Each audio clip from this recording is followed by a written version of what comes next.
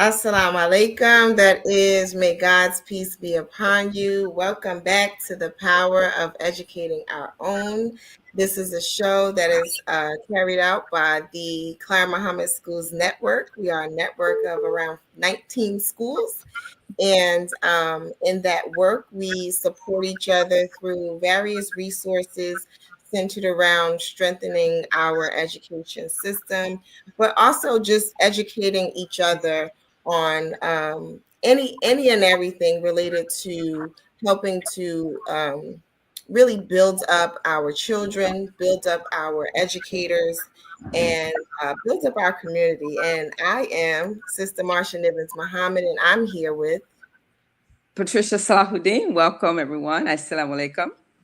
And I am Quran Shakir. Welcome. We are happy to have you.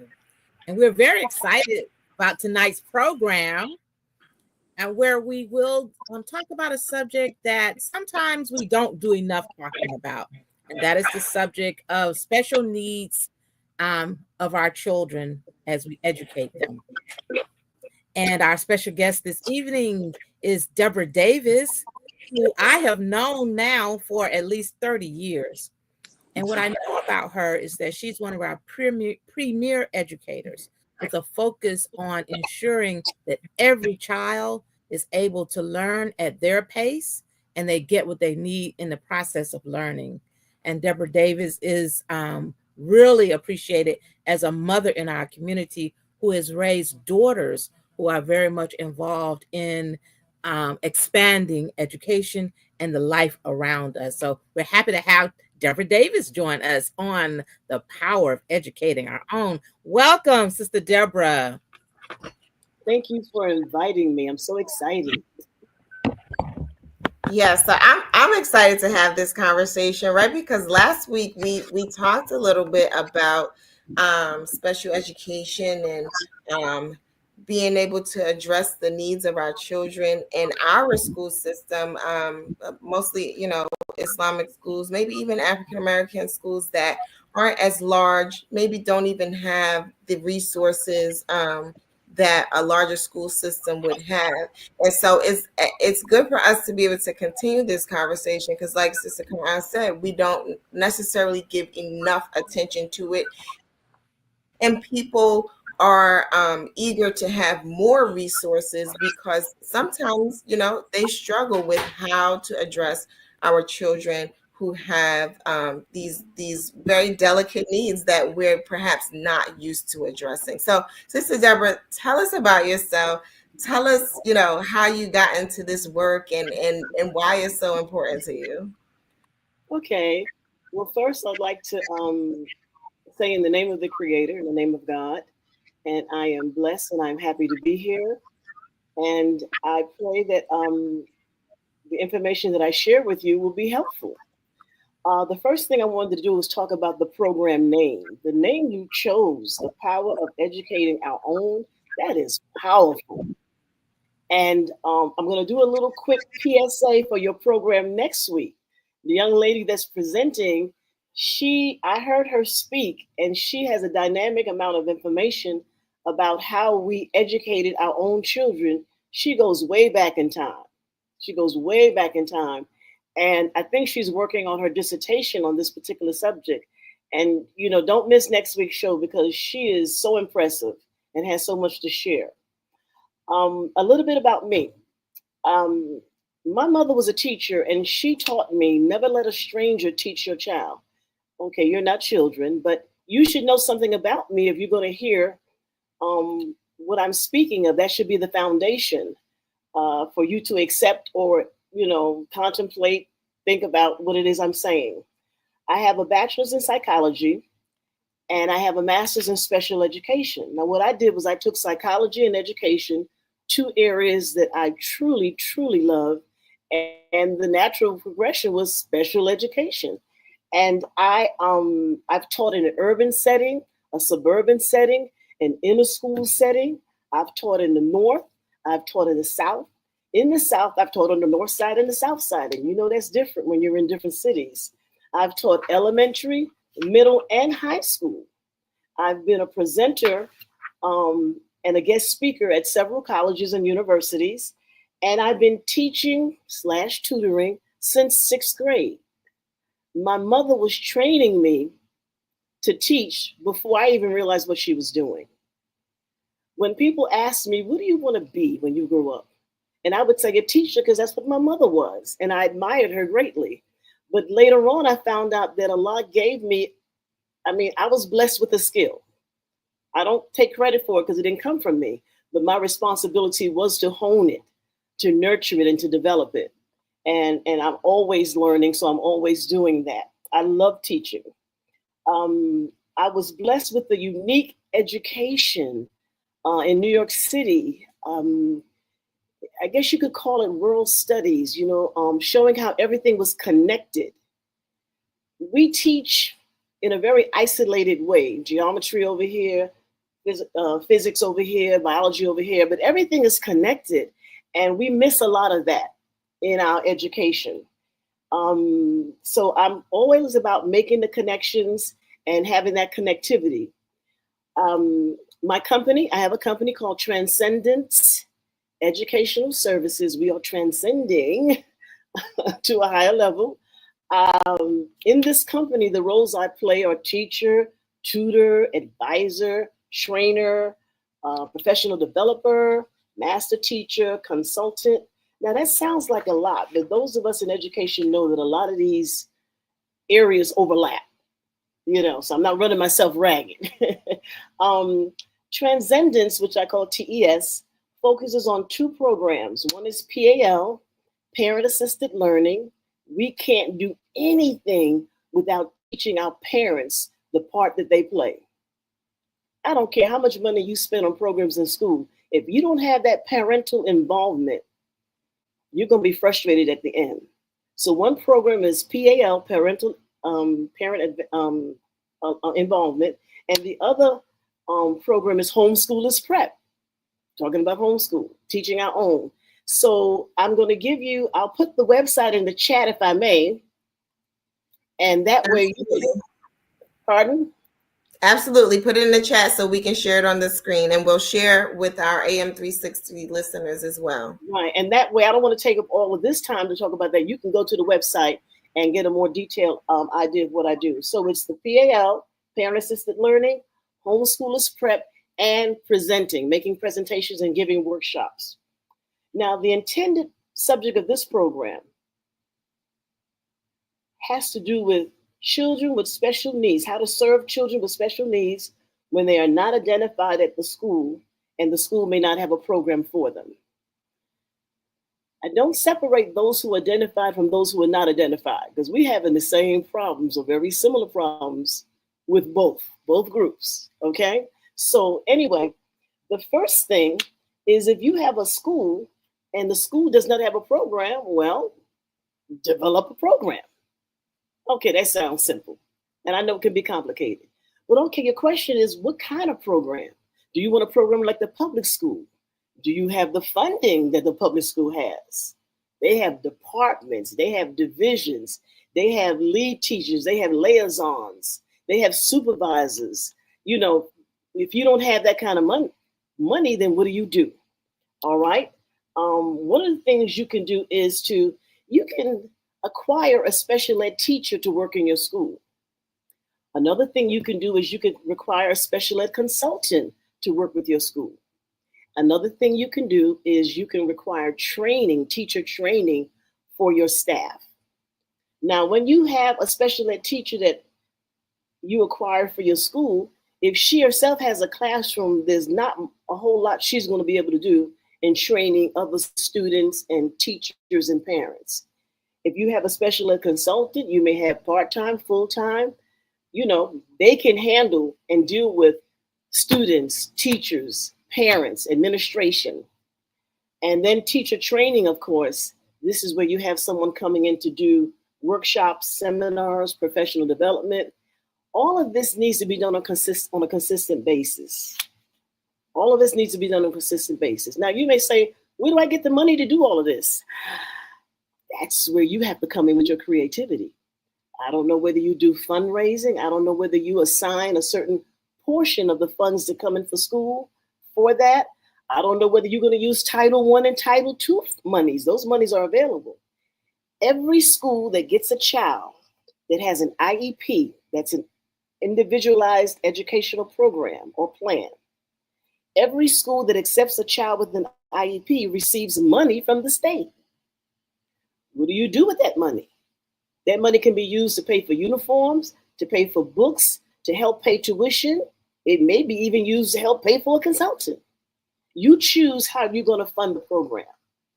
Now, once you determine which program you're going to use, then you have to start looking at your applications, because you don't want to accept students that you can't serve and support. Otherwise, they're just standing there. They're lost.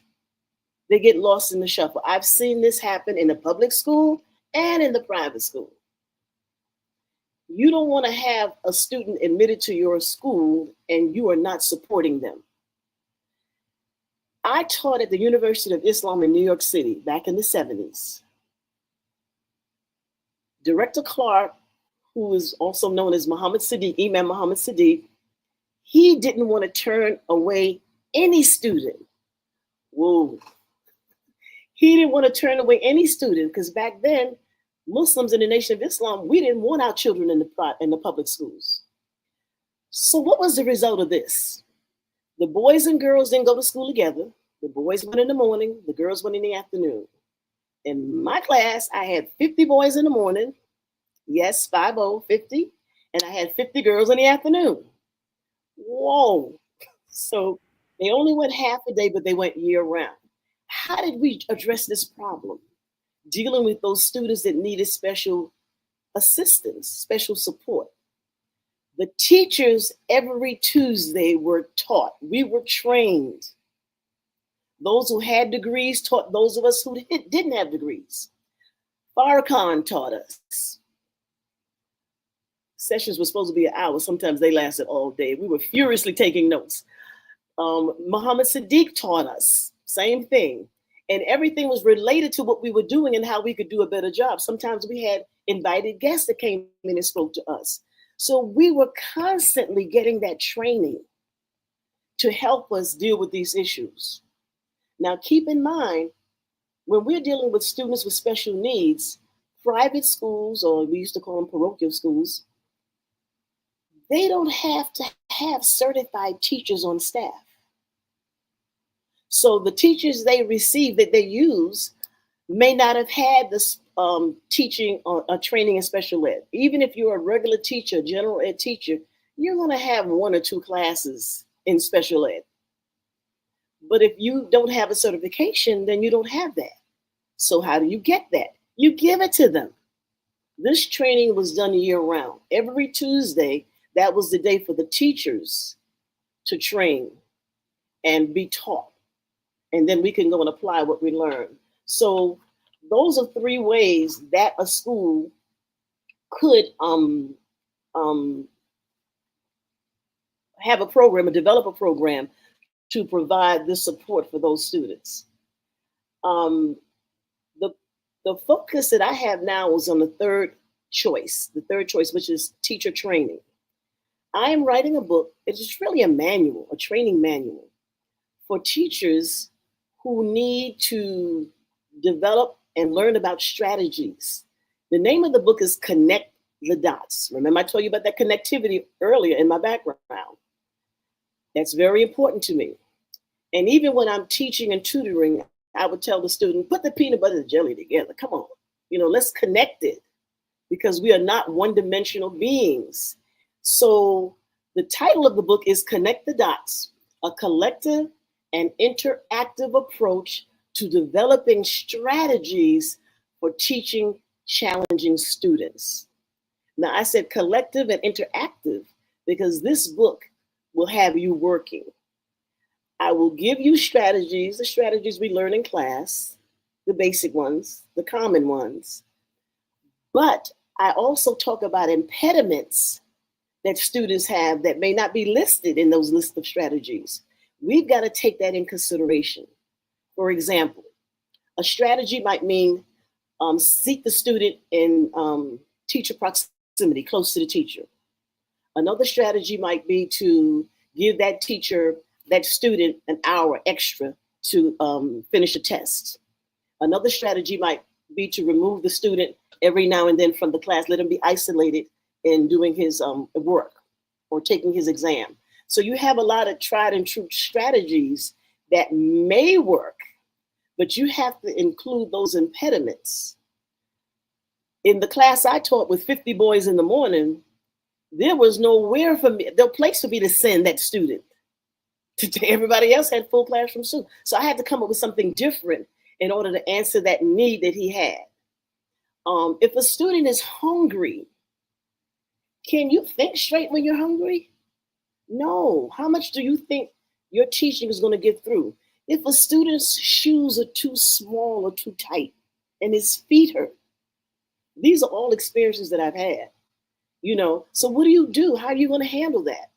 And so I want people to see the strategies, the regular ones we have, and use the impediments and put them together to come up with whatever unique strategy you need.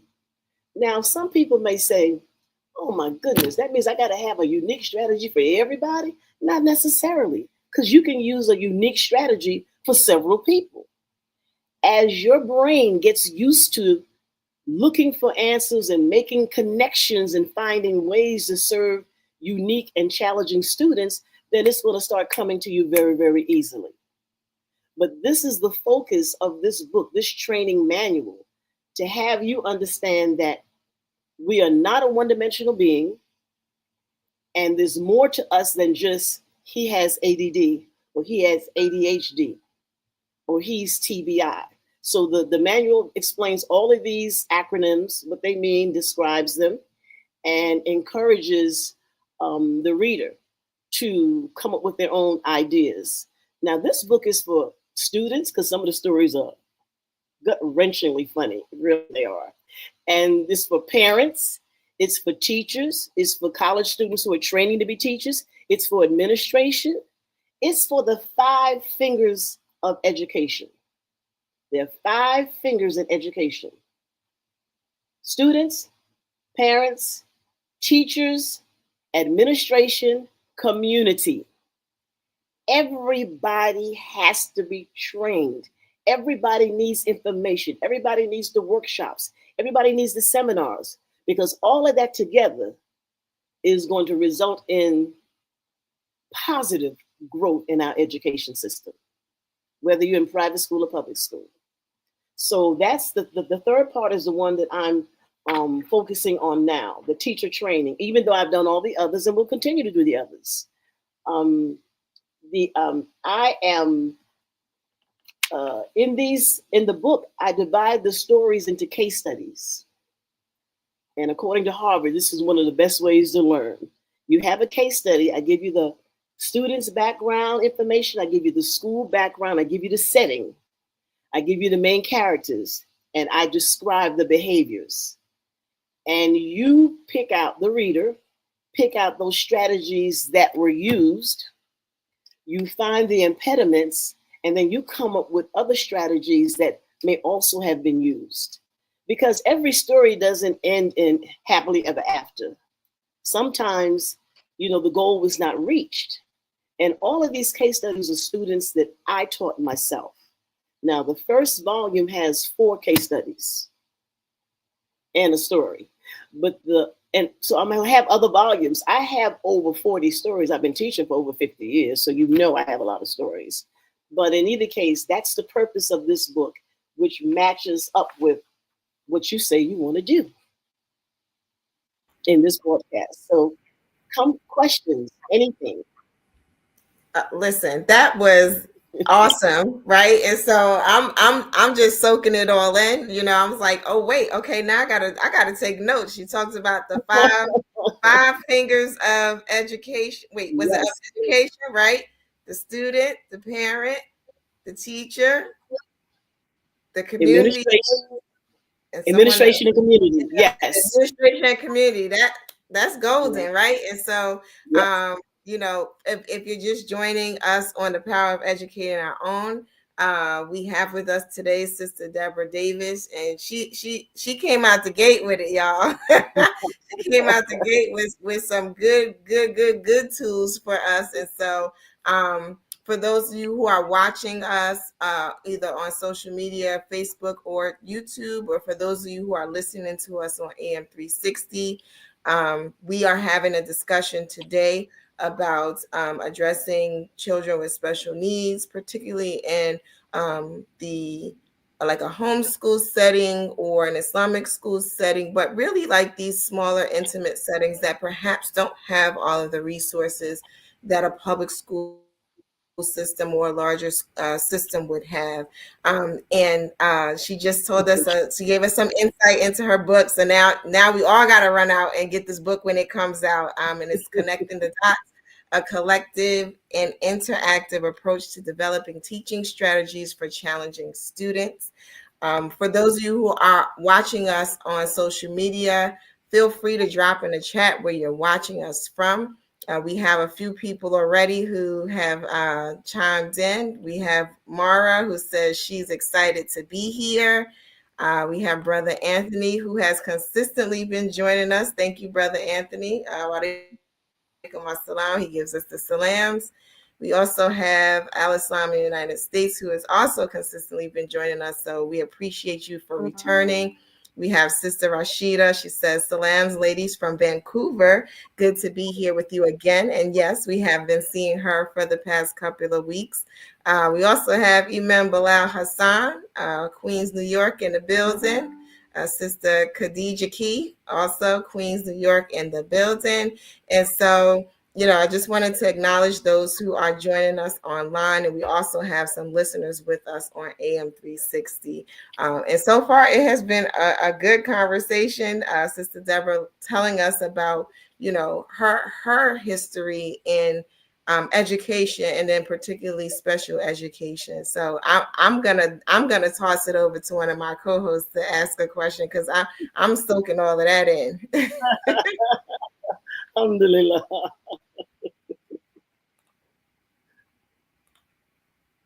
Hold on, Dr. Bishop, on your mute. Hold on. There you go. Assalamu alaikum, Sister Deborah. Walaikum assalam. I'm going to step in front of Sister Quran since she knows you so much, and she knows I've been knowing you for so many years. And I just met you recently, and I am, and a few times that I've interacted with you, I've found it quite fascinating, the work that you do and your approach that you take to teaching. I wanted to ask, you're talking about having the children. Sometimes you have the children all in the same place, right? And whether they are special ed or not, you have them all in the same place. I remember when I was teaching, when you're teaching the students of what do you call it, higher ed, not higher ed. It was another. I forgot what it was now. It's wonderful how I forget these things. But anyway, when they taught the children, when they were, you get a special training in how to teach children who of higher level, right? You get to teach them. And I always thought, well, wait a minute. You got these strategies. I'm supposed to be teaching these kids supposed to be, higher level.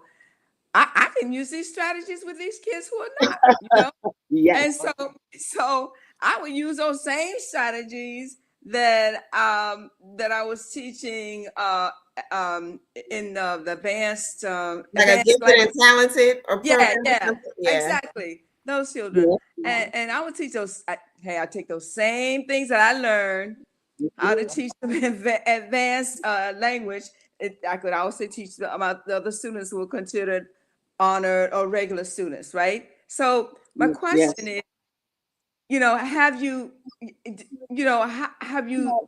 discovered that you have the experience with these wonderful strategies that you're using for the children in special ed? Could those same strategies be very beneficial to children in general? Most definitely. I had 12 or 13 years as a co-teacher. So this is inclusive education, where you had general ed kids and special ed kids that could, they could hang as long as you had the two teachers in the classroom. You had the general ed teacher and you had the special ed teacher. So a lot of the things, and especially on those in those classes that I actually taught, it was the same strategy. The same strategy. I may have worded a question a little differently on a test for this student than that student. I may have required this student to give me a little more than another student. But yes, the strategies they're the same. It's like that Foley food strainer. Do you remember making the bean pie in the Nation of Islam? I just bought me another Foley food strainer, y'all. So it's a ricer or a food mill when you're making baby food. We were taught at the university you can teach physics to a pre-K student. All you have to do is make sure you grind it up and bring it down to their level.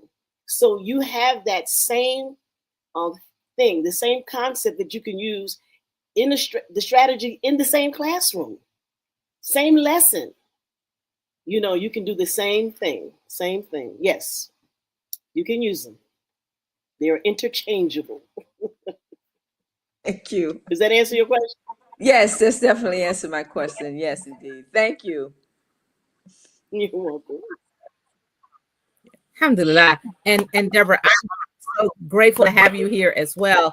And I think when I look at what we do as educators, and we look at, I love the statement that you made that we're talking about all of our children. And I consider myself special needs because I have needs when I'm learning. And, Yes. we have heard of learning styles and those kinds of things. But in reality, everybody has a special way they learn and a special way they should be addressed as they're That's learning. right. And so what I really hear you saying is, what does it take for a teacher to be one truly in tune with their learners? That's what I hear.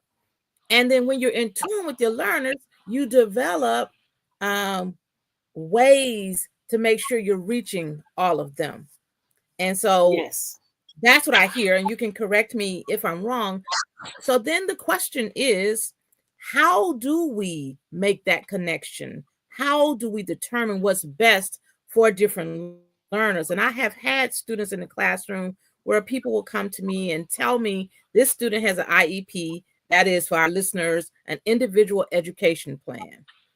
And that individual educational plan sounds like personalized learning to me.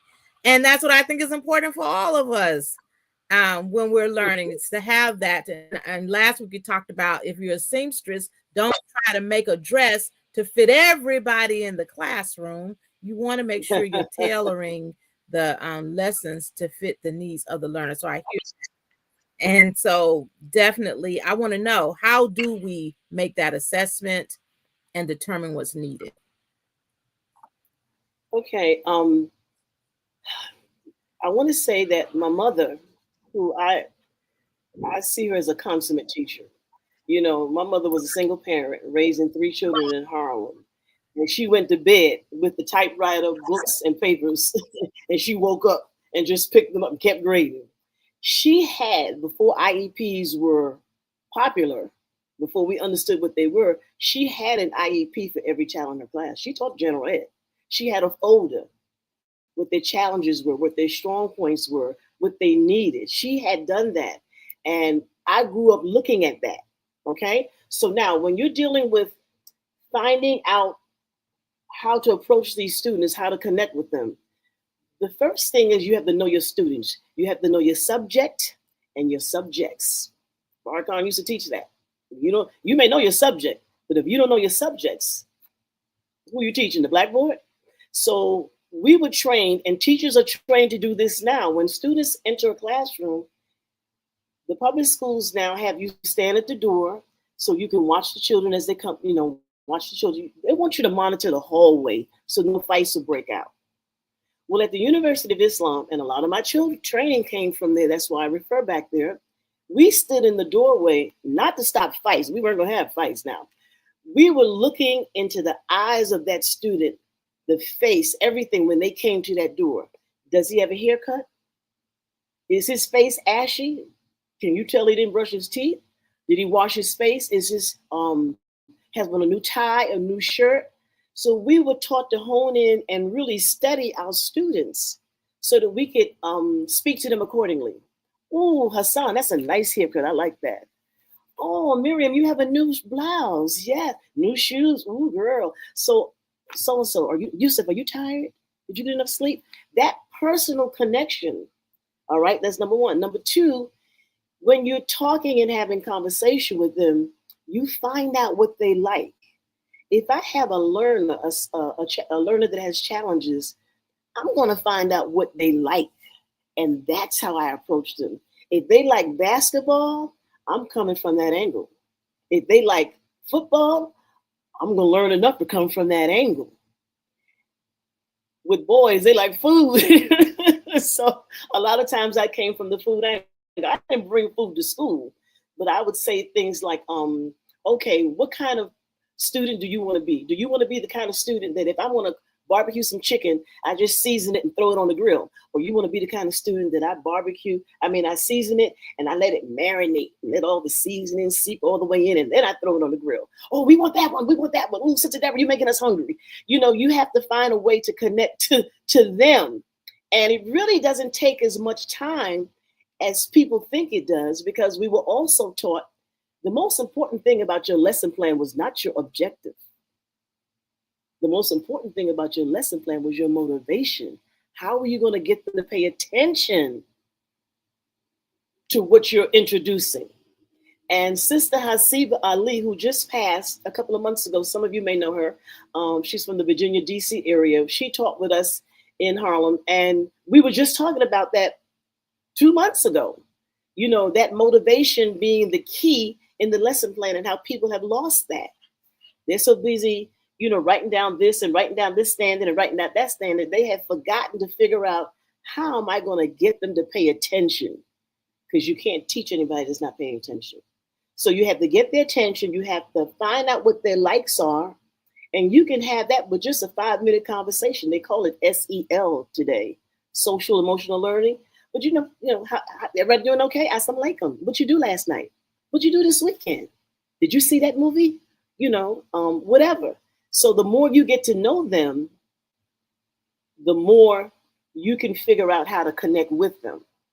And one other thing I want to add, at the University of Islam, and I'm telling you, that training made me going after my master's. I just sailed through that. It was easy for me. But I remember Farrakhan telling us, make these students fall in love with you. We were like, what? Wait a minute now. Let's not get too touchy-feely here. He said, no, make them fall in love with you, because if they fall in love with you, they will listen to you, they will want to please you, and they will do what you ask them to do. And so we didn't dig into their personal lives. What your mom and daddy talking about? That wasn't the point. But when they came to you and they wanted to express something, we listened, and if we had to tutor during lunch or before school or after school, we did that. And even if the child didn't make a lot of progress, what did he walk away with? My teacher loves me enough to make that extra effort. So whatever you ask them to do, they do. Yeah, those are the ways to make the connections. Yeah, no, that's amazing to just see like how simple it is, right? Because as you were talking, I was like, well, man, I could use those strategies as a parent. I know we're talking about educators, but that just sounds like some things those strategies would help some parents who are perhaps struggling with challenging behaviors. And for parents, sometimes all the behaviors feel like challenging behaviors. Yes. Those are the first teachers. Yeah. And I was like, those definitely seem like things that could be used in the household. And you talked about those 5 the components of education, and sure the parents are a part of it. So I see that being interchangeable. The other thing is I was so glad to hear you talk about the SEL, because the social emotional learning, because I always used to say, so I used to run an early childhood education training program, and a lot of early childhood education is about like that social emotional piece for young children, as well as the cognitive and all of that other stuff. Uh, but I always used to say, once the child goes to elementary school, it seems like that piece goes away, and a lot of what you're sharing right now seems to be incorporating that back into the learning for the purpose of helping the children, even if they are having some challenges, whether something cognitive or something behavioral, that they still feel a part of the classroom, that they still feel valued in their ability to be a learner, and that they don't get deflated from that perspective. So I appreciate you for sharing that so much. And these are good reminders, right? Because sometimes we know these things at its core, and then we just lose it in the hustle and bustle. Like you said, as a teacher, just having to write all this stuff down, and I got to meet all these different benchmarks. That student is a little human being, right? And sometimes you just have to go to that very simple and basic place to reach them. We do have some questions that are coming in from our viewers on social media. So Sister Mara says, when is your book coming out? Miss A, we call her Miss A. It should be out. This is January. I'm hoping by March to finish everything. The writing is finished, and you know what I'm going through with the publication and the ISB, the technical part of it. But I am excited. It's been fun for me. And going back and remembering some of the stories and some of the situations, and looking at myself and the strategies I used, and how well they worked or how well they did not work. Because like I said, every story is not and we live happily ever after. It's not, I mean, that's not life. But I've learned from each thing. And sometimes when people ask me questions and I'm answering, and I said, wait a minute, how did I come up with that answer so quickly? That's because of the background. The experience. That's what it is. That's what it is. And when you're talking about that social and emotional learning, with children, they'll have a little chart of faces, feelings chart.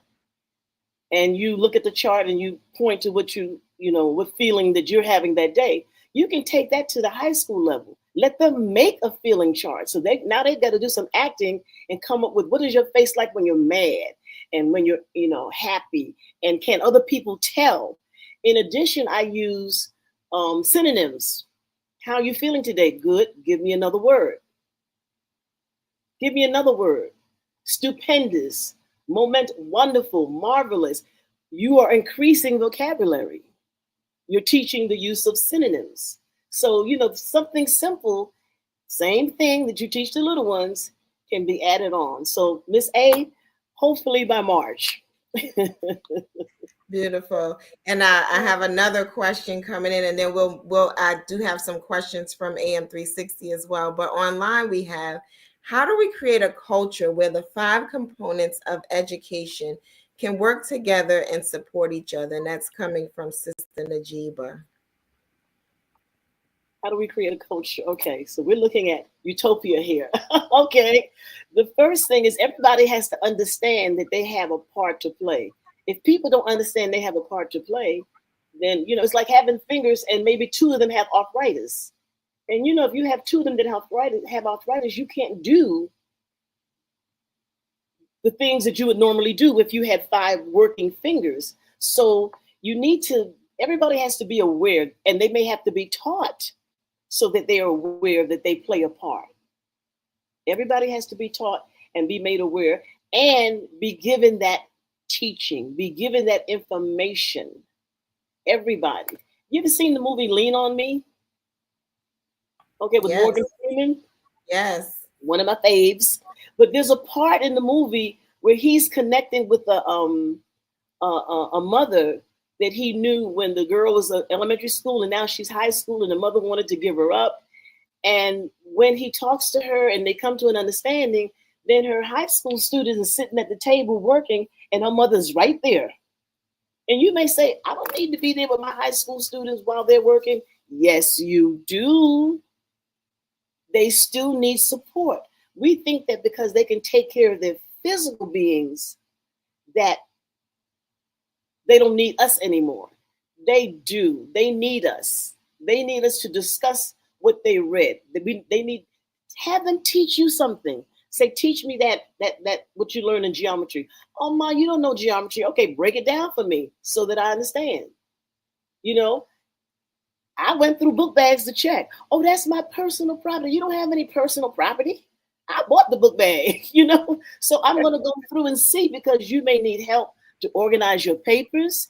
I'm looking to see, what notes do you have? How come I see a date on every page and there are no notes? You have to be an integral part of this. So this, Miss Najiba, I don't know if I answered your question, but this culture of getting all these parts to work together, the parts have to be aware that they need to work together. And Absolutely. education. Absolutely. Yeah, and that strategy of like having them to teach you. I know when my daughter was struggling with math, if I made her the teacher, I put a whiteboard on the wall and There I you made go. her the teacher. She would teach me the lesson and it helped her, And you make a know. mistake on purpose, because they love to correct us, and be Uh-huh. humble with the correction. Yes, yes, oh yes. So we do have a couple of questions from our AMP 60 listeners. And that's Uh, great, Marsha, because you know they say the best way to learn is to teach. absolutely, So absolutely. absolutely, I love that. Yep, yep. Um, Deborah, you said that you have these scenarios. Yes, and I'm interested in hearing some of the scenarios, and then we try to solve them so that we can include some of the lessons you've already taught us. You mean the case studies? The case studies from the Yes, book? ma'am. Yes. It would be, I would Just give you, one where we get to hear it. okay. There was a student, I changed his name to Wazir. I don't want nobody to sue me, but anyway, this was up in New York. One of my favorite students. I became a better teacher, well, with each student, but with him, it was phenomenal. Wazir, charismatic, energetic. If you sent him in the forest and he got lost, he would find his way and probably have tuna casserole. Creative, likable, but nobody wanted him in their class.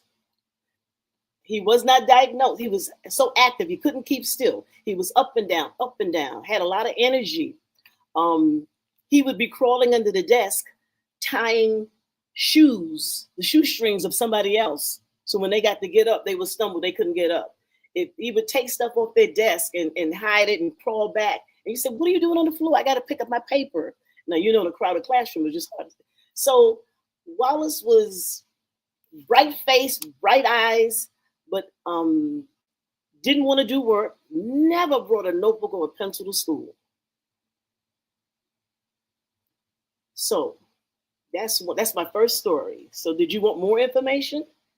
Or what do you think Wallace may have had a problem? Couldn't keep still. Never would do his work.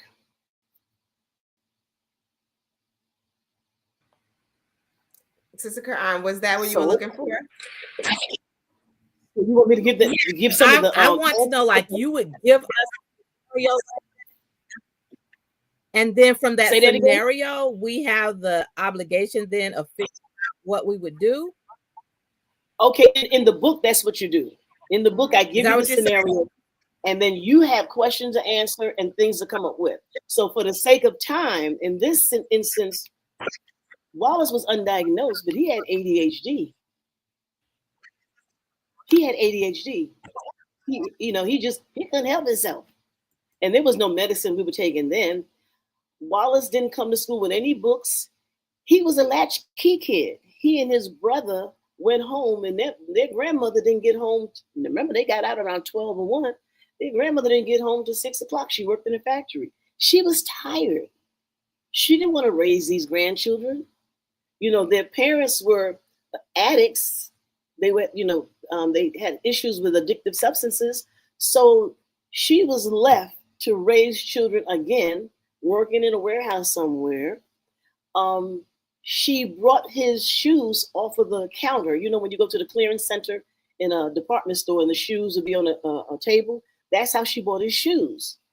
Come to find out that Wallace's shoe, he had fat feet, but the shoes she was buying wasn't wide shoes. So his feet hurt all the time. Once we figured that out, I said, okay, you can untie your shoes, take your feet out, and just put your foot on the top.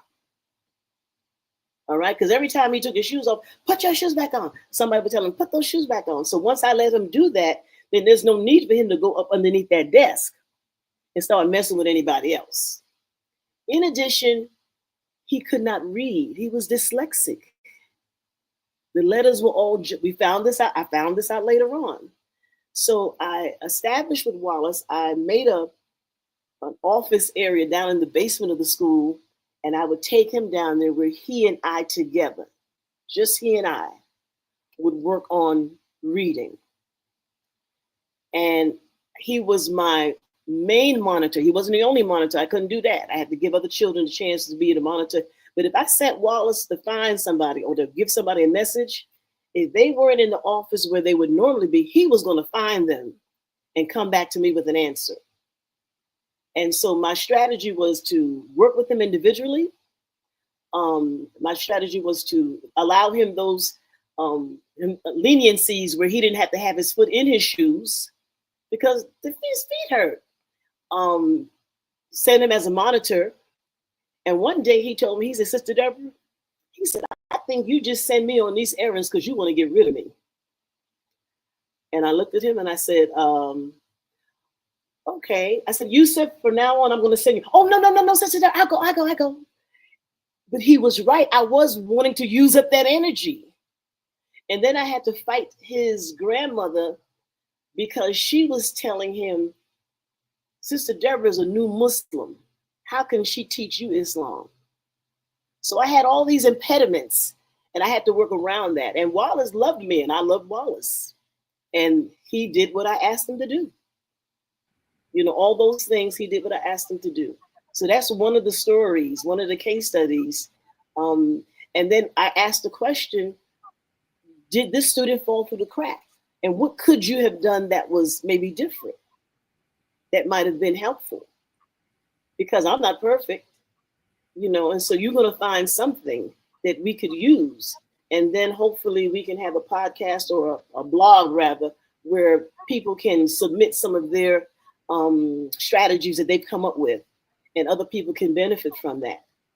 But so that's the scenario in that Muslim school during the time that you wanted your child to be educated by Muslims. You did not want to go to the public school for anything. In a crowded situation, crawling on the floor, untying everybody's shoes. And the teacher that Wallace would get next, the next level was Renee Akbar.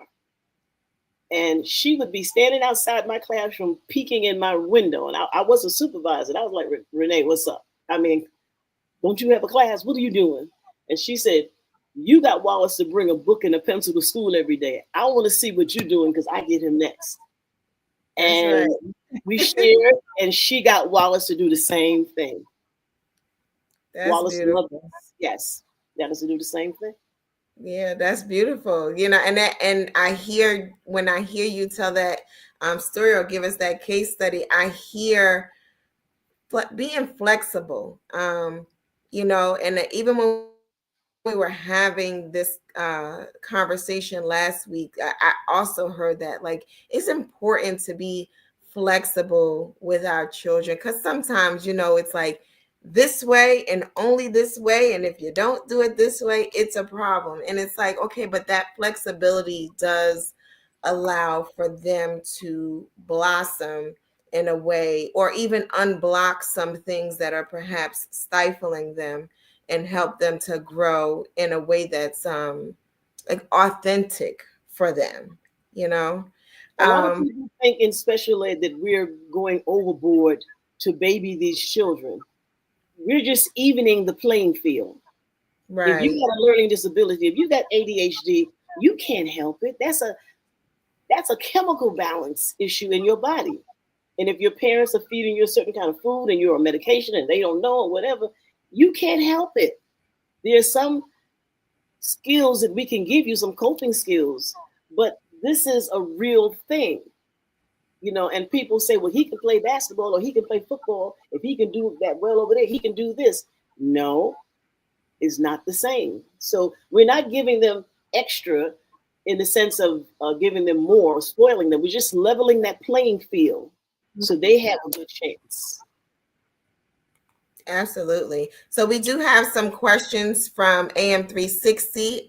Caller 3149, please ask your question.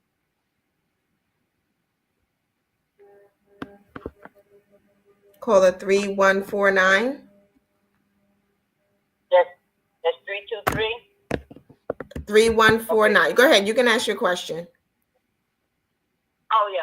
Assalamu alaikum. I just want to Karama Muhammad from Baton Rouge, Louisiana. I just want to add on to something what the sister said, because I had worked in a trade school with children that had mental challenges, and I found out what I did with them is that I showed them how to do it, and then I let them do it.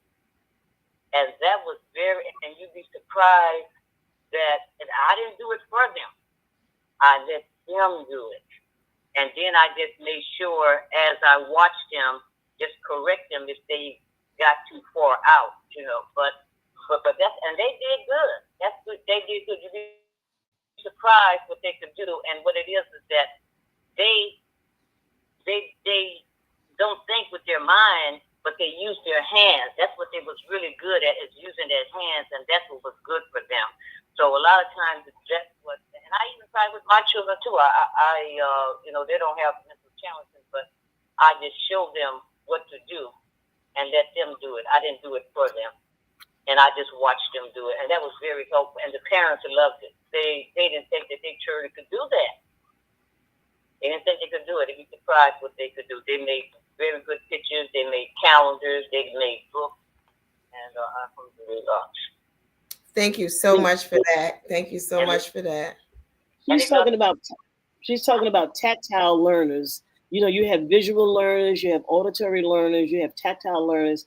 And this goes back to what you asked, how do you address all of that? You have to know that. You have to figure that out. You can give them a questionnaire, but every teacher, when you're teaching a lesson, you actually should cover every level.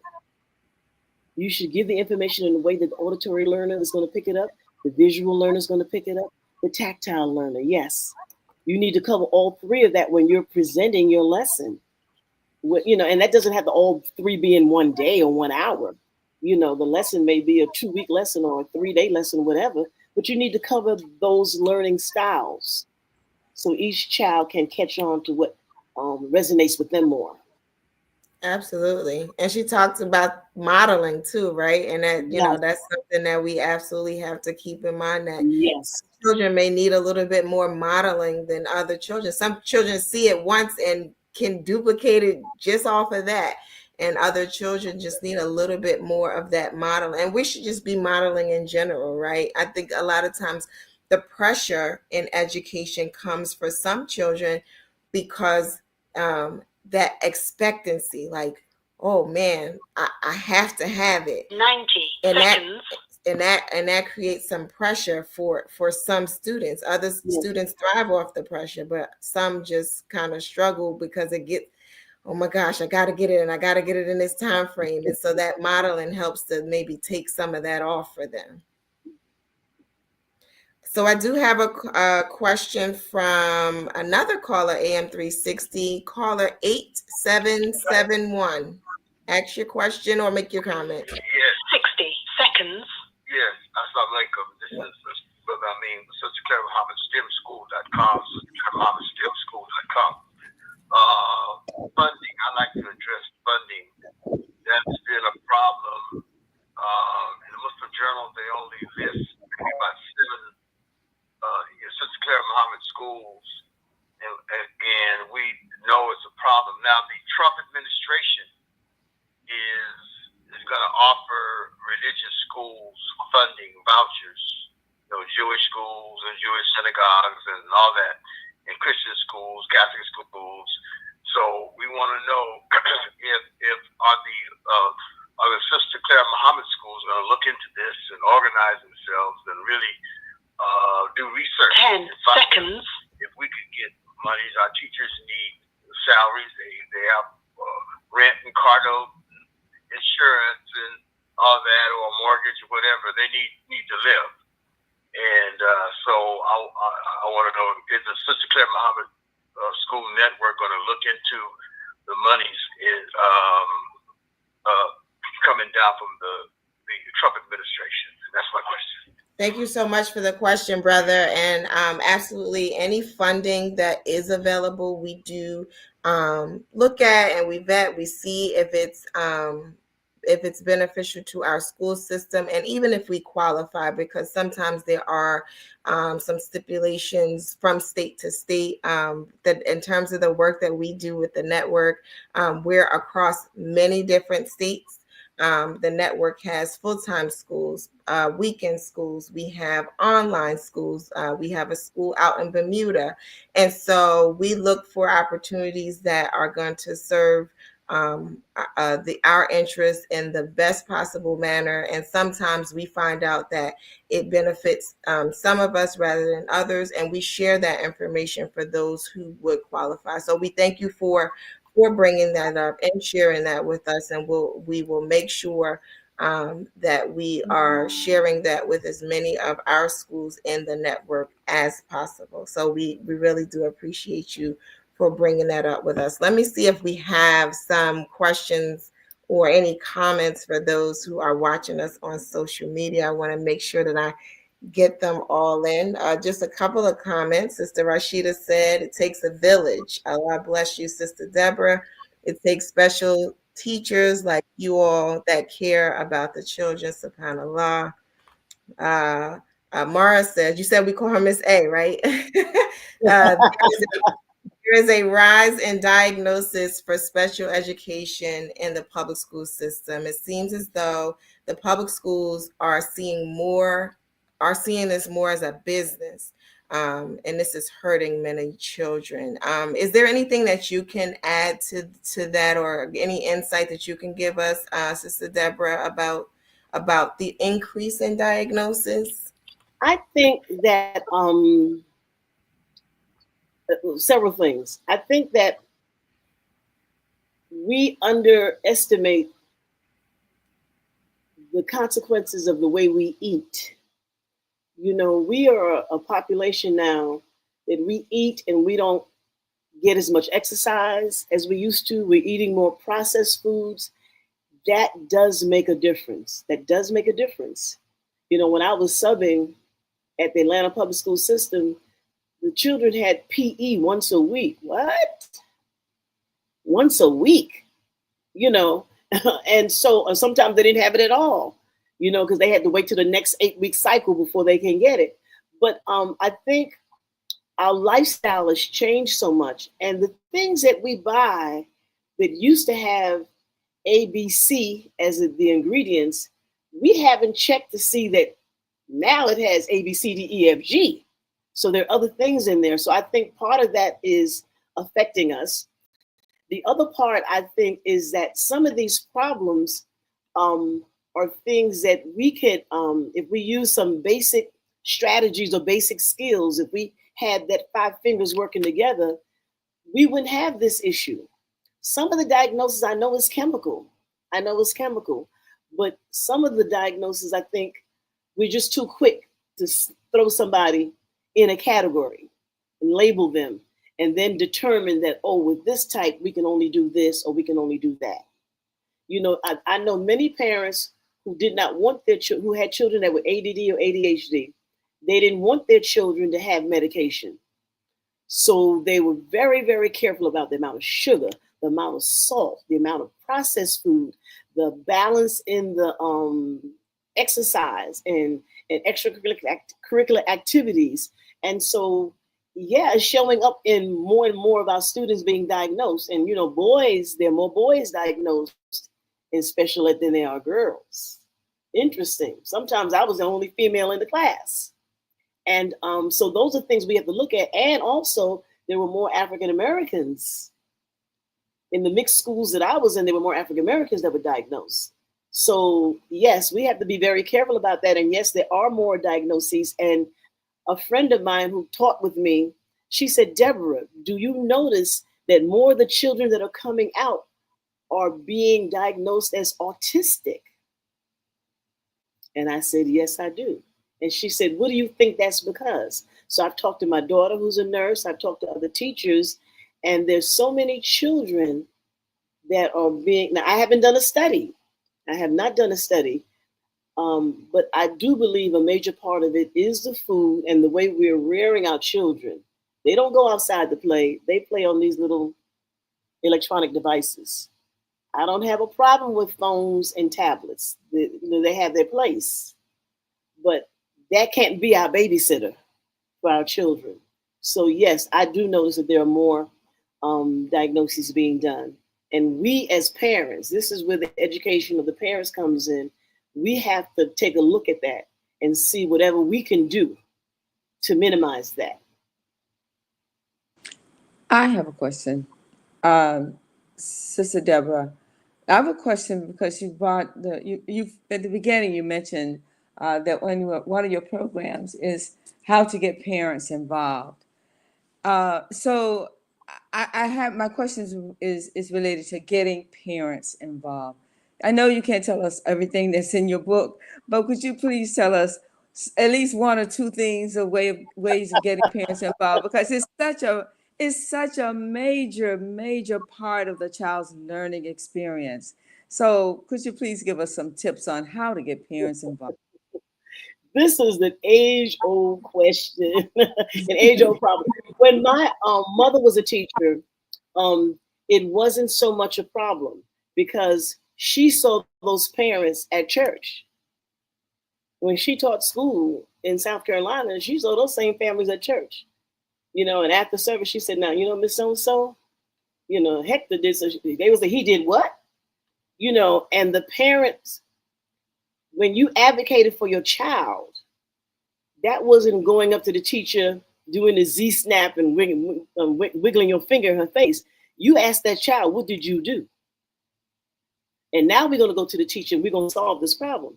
But the parent involvement has turned into, I send them to school with the uniform or whatever they need. I send them with supplies sometimes. And that's it. You take them and you educate them. Let me give them to you. Parents don't realize the part that they play. We have to teach them the part that they play. So with PAL, Parent Assisted Learning, I had a program. If I tutored your child, you had to come to the orientation. And I told you what I expected from you, what I expected from your child. When I tutored a child, I went to your child's school to observe him in his classroom. Why? I wanted to see how he interacted with the subject, how he interacted with his peers, how he interacted with his teachers. Oh, yes. Now, the teachers saw me as a win-win because if I want to help a child, that's going to make their life easier. All right. So I had contact with them. Took a little bit extra time, but it was much more rewarding. Parents, the training and the workshops and the seminars, PAL, that program is an interactive workshop program. And the carrot that we dangled was if I have the program in the school, if you come to 4 meetings a year, that's 4 points that's added to your grade. Sister Ka'an, when we talked, she shared with me that she did the same thing when she was principal at Clara Muhammad School. She gave a lot more points than I did. But and anyway, but the parent had to come and they had to interact. So the parents want their children to get better grades. That's the carrot that we dangle. You come and you participate. Once they come on a consistent basis and participate and they see the benefit, oh, my child is getting better grades. I understand what he's saying. I can show you, this is what I tell parents, I can show you how to help your child even if you don't understand the content. What? Okay, your child has physics. The instructions say do all 10 problems. You check his homework. You don't know anything about physics. Oh, I see you only did 5 problems. You didn't finish. Okay. Then it says do all 10 problems and show all work. Ooh, I'm looking over your homework. You didn't show your work. Another thing you can do, tell me one thing you learned in class today. Break it down for me. Teach me like I'm a 3-year-old or whatever, however you want to say it. I mean, there are many ways you can help your child, even though you may not have had any physics and you may not understand it. So parent involvement, I believe parents want the best for their children. They just don't know how to do it. And that's why seminars and workshops for them is crucial, absolutely crucial.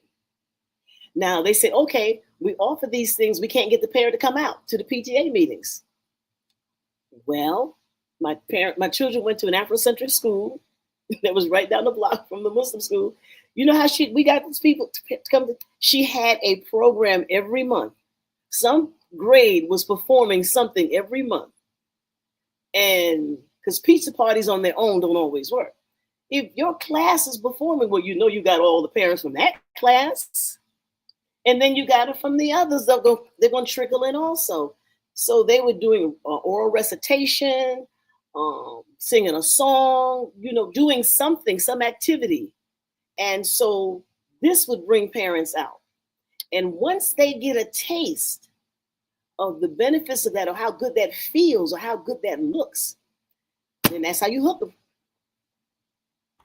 That's smart. How you hook them up, but yes.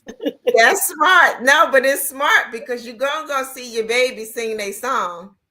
Oh, yes. And do their little speech and play the part of the pumpkin or whatever else it is you're doing. Yes. Right. You get them involved. They have to be involved. Yeah. They have to be involved, and they have to see that, one of the first things I do with my PAL workshops, one of the first ones I have, I said, what is a neglected parent? What does it mean to be a neglected parent? And they list a whole lot of stuff. But when I talk about a child that parent didn't check the homework, and they're like, ooh, or a child that didn't get a solid breakfast, parent gave him a bag of chips or something for breakfast. Ooh, there are a lot of small things that we don't think. And as an individual, if I were to tell you this, now you may want to fight me, but as a group, we can talk about this together and even laugh about some of it. We can make it funny. And another thing I do, Sister Patricia, Dr. Patricia, is I have this big old finger. When you go to those games and you got the finger, we're number one, big old finger, and I have them in the middle of the table. And parents and children are at that table. And I'll tell them to pick up a finger and point to the one that's responsible for you failing your class or not getting a good grade. The students point to the parents, and the parents point to the And then, we do role play. So when parents start to see, this is all training. When they see how the children see them. I had a boy pull out his belt, get that work done. You better get that work. He was mimicking, and we laughed, of course, but the parent said, ooh, I got to change what I do. Education is key for everybody. Yes. Everybody. Yes. It could be done. It could be done. Yeah. This has been an amazing conversation. And it was so easy to have it. When we started out the show, one of the things I said was, I think Sister Quran said it, like, we don't necessarily always have this conversation centered around, children with challenging behaviors or needing a specialized or education plan, or IEP, or 504 or something like that. We don't always have the conversation because it feels hard, right? It's like, what do I do? I send them to school, they stressing the school out, they come home, they're stressing me out. What do I do? So we kind of just say, every moment that I could have not talking about it is kind of a break. But it's been such an easy conversation to have with you, and I could feel your expertise through the screen.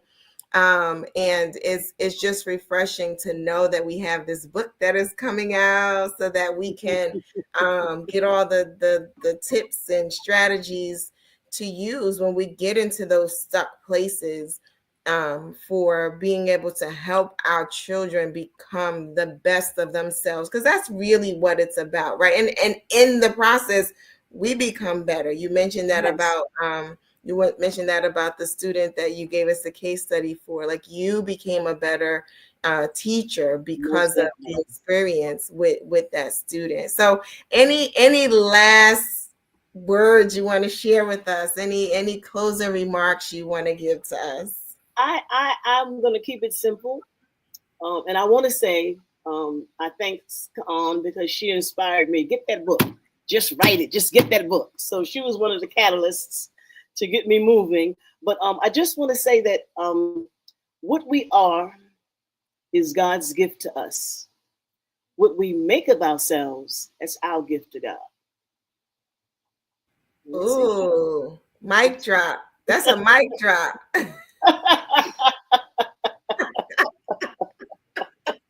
Like the children say, she got bars. I mean, say that again. I want to hear you say it again. What we are is God's gift to us. What we make of ourselves is our gift to God. Amazing. I love that. Thank you so much for being with us today, Sister Deborah. Thank you. This has been a joy, and I pray that those who are watching us and who are listening got some jewels for today. I can't even imagine you not getting some jewels from the things that we had discussion about. Remember to connect with Sister Deborah. You can contact her at info@tedsvs.com. And the book will be out around March, you said?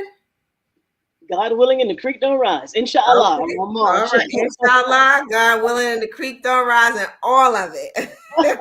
We will be looking out for Connect the Dots, a collective and interactive approach to developing teaching strategies for challenging students. And I know that it's going to be a blessing to everyone who gets a copy. So make sure you get your copy. We will be waiting with bated breath to see the book. This has been another episode of The Power of Educating Our Own. Join us every Sunday at 7 p.m. Eastern Standard Time. We go live on Facebook, we go live on YouTube, and we also are on AM 360. And just a quick announcement about AM 360. So those of you who listen to us on AM 360, that AM 360 airs through Blog Talk Radio, and that we will no longer be on that platform. So we just wanted to make that quick announcement. But AM 360 is transitioning to Zoom, and in that format, you'll be able to see us the way that those who are on Facebook and on YouTube can see us. So we're not leaving our AM 360 audience. We'll just see you, or you'll see us in a different format, but we'll still be connected. Again, this is The Power of Educating Our Own. Thank you so much, and assalamu alaikum. Thank you. Walaikum assalam. Sister Clara Muhammad, a Black Muslim woman from Macon, Georgia, was an extraordinary leader and pioneer. Her contributions, especially in the development of Islamic education in America, paved the way for thousands of Muslim families to take ownership of their children's future, starting at a time when homeschooling was illegal in the United States. She eventually established a network of schools that was later named Sister Clara Muhammad Schools in her honor by her late son, Imam Warith Din Muhammad, rahimahullah.